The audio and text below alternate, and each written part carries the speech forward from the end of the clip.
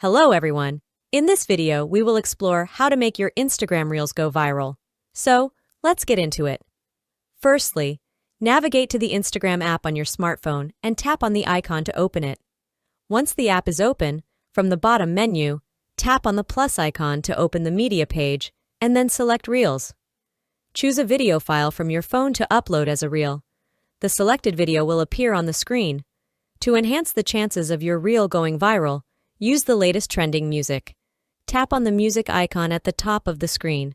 Explore the list of hundreds of free trending music options. Choose a track that aligns with your content.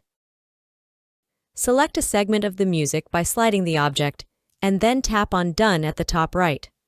Once the trending music is added to your reel, tap on Next to proceed. In the next step, ensure your audience is set to everyone, so that your reel can be seen by all Instagram users.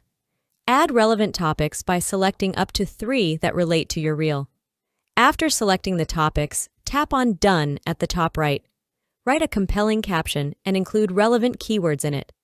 Once everything is set, tap on the Share button. Wait a few moments, and your reel will be uploaded.